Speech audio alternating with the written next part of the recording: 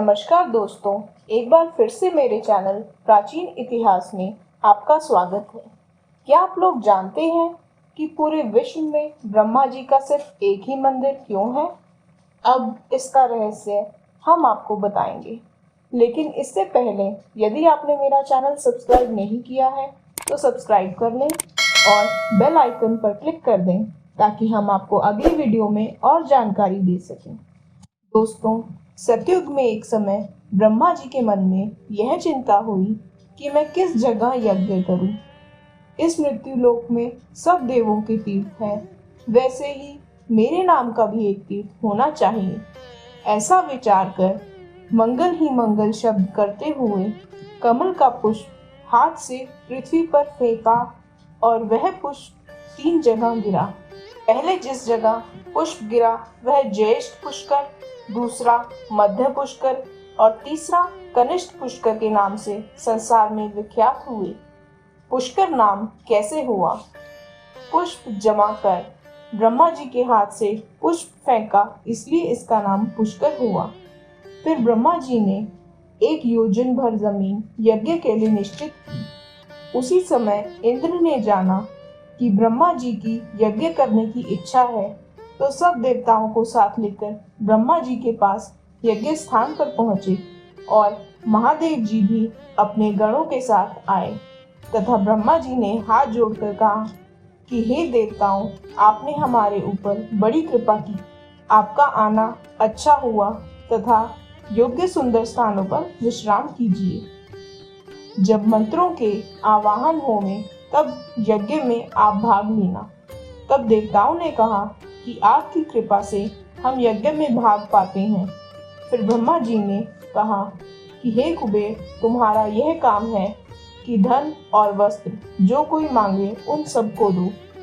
फिर विश्वकर्मा से कहा कि हे विश्वकर्मा, तुम शीघ्रता से यज्ञ स्थान व देवताओं के ठहरने के लिए सुंदर स्थान बनाओ।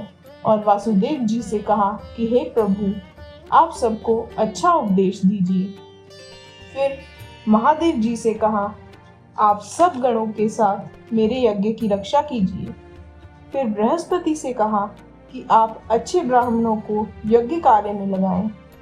फिर पवन से कहा कि तुम तीनों लोकों में मेरे यज्ञ का निमंत्रण दे आओ। फिर इंद्र से कहा कि तुम सब ब्राह्मणों के चरण धुलाने की सेवा करो। ये काम सबको देकर ब्रह्मा जी कहने लगे, अब मैं सावित्री को लेकर मौन व्रत धारण करूंगा। इतने में पुलत्स्य ऋषि ने कहा, आप सावित्री को यज्ञ स्थान पर बुलाइए। तब ब्रह्मा जी ने अपने पुत्र नारद जी से कहा कि तुम सावित्री जी को यज्ञ स्थान में बुलाओ। तब नारद जी सावित्री को बुलाने गए और कहा कि पिताजी ने आपको यज्ञ में बुलाया है। जब सावित्री आने लगी तब नारद जी ने कहा, पिताजी ऋषि मुनियों के साथ यज्ञ में बैठे हैं, सो तुम ऋषि पत्नियों के साथ आना। तब सावित्री ने कहा कि मैं पवन देव को ऋषि पत्नियों को बुलाने भेजती हूँ, तुम जाकर कह देना कि सावित्री सब सहेलियों के साथ आ रही हैं। फिर नारद जी ने यज्ञ में आकर कहा कि हे पिताजी, सावित्री जी सब सहेलियों के साथ आ रही हैं। नारद जी के आने के कुछ देर बाद ब्रह्मा जी ने सोचा कि सावित्री देरी से आएंगी, तब तक यज्ञ के मुहूर्त का समय निकल जाएगा। यह बात मन में सोच के उन्होंने इंद्र से कहा कि सावित्री तो घर के काम में लगी हुई है, मैं दूसरी स्त्री के साथ यज्ञ अवश्य पूर्ण करूंगा। तब इंद्र विमान में बैठकर कन्या की खोज में जंगल में गए और देखा कि एक लड़की छाछ व दही के घड़े सिर पर रखे हुए जा रही है।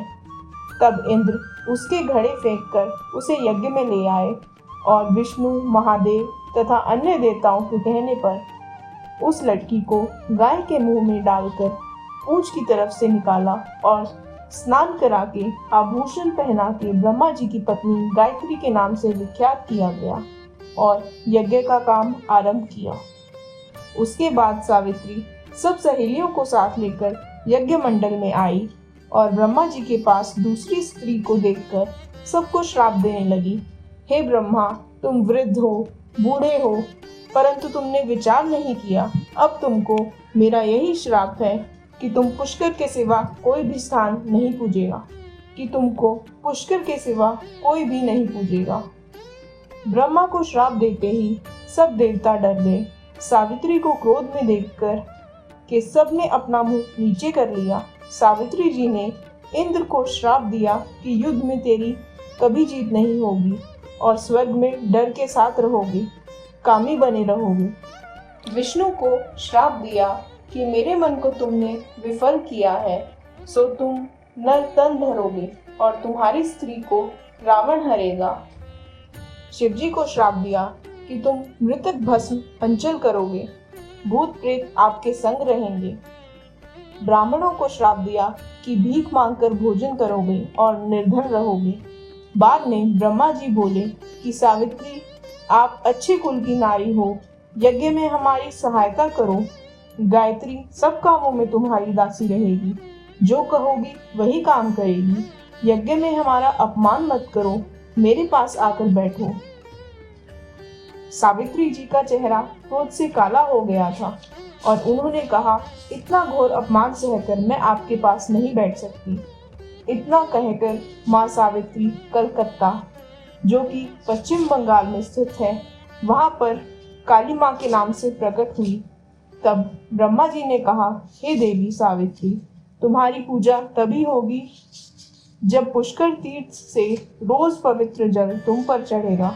तब देवी सावित्री पुनः आई और कहने लगी, मैं तुमसे नाराज होकर अब रत्नगिरी पर्वत पर प्रचंड तप करूंगी। इस पर्वत पर जाकर जो कोई सावित्री का पूजन व दर्शन करेगा वह मनवांछित फल पाएगा। जो स्त्री धूप दीप नियम से पूजन करेगी वह सदा सुहागन और पुत्रवती होगी। उसके बाद ब्रह्मा जी बोले कि हे ब्राह्मणों, आप यज्ञ का कार्य शुरू करो। उसके बाद ब्रह्मा जी की आज्ञा से ब्राह्मणों ने यज्ञ का कार्य शुरू किया और कहा कि यहाँ पराशर ऋषि और इनकी संतान पुरोहित पंडित होंगी और इनकी आज्ञा से ही जो स्नान करेगा उसको पुष्कर तीर्थ स्नान फल प्राप्त होगा। ये शब्द ब्रह्मा जी ने सबके सामने कह सुनाए। इसके बाद सब देवताओं और ब्राह्मणों को दक्षिणा देकर विदा किया और गायत्री को साथ लेकर ब्रह्मलोक चले गए।